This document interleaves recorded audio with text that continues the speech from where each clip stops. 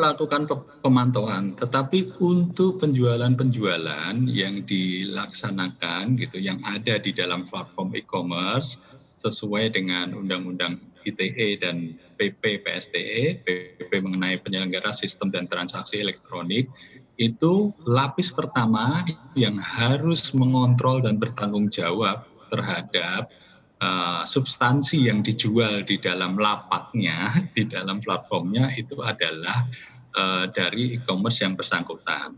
Dan masyarakat diharapkan justru aktif, gitu kan. Kalau menemukan hal-hal seperti itu, gitu, seperti misalkan kalau kita ambil tadi contohnya ada di Tokopedia, kita punya fasilitas, gitu kan. Kita punya fasilitas untuk melaporkan hal tersebut. Biasanya diklik di kanan atas itu ada fasilitas laporkan, kemudian kita akan diminta untuk mengisi form gitu, bagian mana yang dilanggar. Tinggal diklik-klik saja, itu bagian dari. Tetapi BSSN juga berkoordinasi dengan platform gitu. Ketika kita mengenali adalah hal-hal yang melanggar hukum, kita juga langsung bisa berkoordinasi langsung dan biasanya dari platform langsung melakukan pengecekan dan tindakan selanjutnya adalah pemblokiran atau pembekuan terhadap akun berjualan tersebut. Tetapi memang harus ada, ini kan jutaan hal yang dijual di ranah cyber.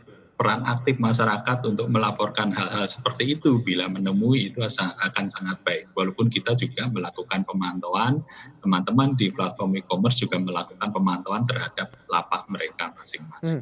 Ini Pak udah terima laporan atau tidak, seperti apa ya bisa dikatakan tidak melakukan pemantauan? Karena kan masih banyak Pak tersebar juga. Barusan juga saya mengecek masih ada juga proses jual beli data begitu di black market atau di marketplace khususnya Tokopedia. Tidak ada teguran kah Pak yang dilakukan terhadap Tokopedia? Iya, kalau sesuai PP PSTE itu menjadi kewajiban dari platform gitu. Dan kalau ada seperti ini ya nanti kita laporkan gitu. Pasti dalam waktu 1 hari akan langsung dibekukan setelah dilakukan investigasi.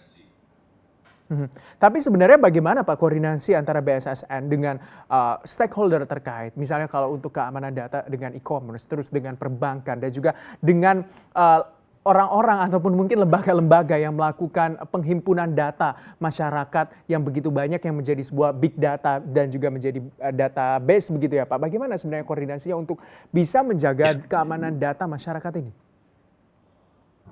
Iya, benar. Memang data ini tersebar luas di berbagai sektor, baik itu sektor pemerintahan, di sektor infrastruktur, di sektor layanan, sampai kepada sektor perdagangan, layanan jasa, dan lain-lain.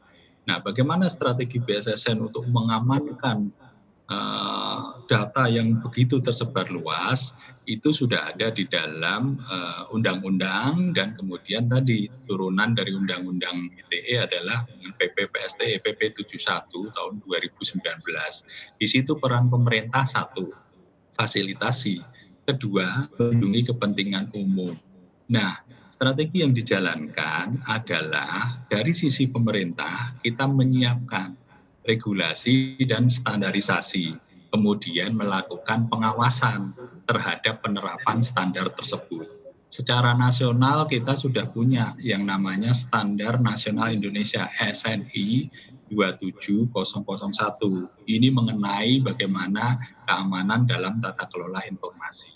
Itu yang kemudian harus diterapkan oleh entitas-entitas yang mengelola data-data sensitif, gitu kan, termasuk data pribadi, sehingga mereka bisa dari sisi organisasi mereka melindungi organisasi dan data yang dimiliki secara nasional. BSSN mengkoordinasikan melalui forum-forum sharing, melalui forum-forum capacity building untuk meningkatkan bagaimana masing-masing instansi ini memperkuat sistem informasinya, sistem elektroniknya.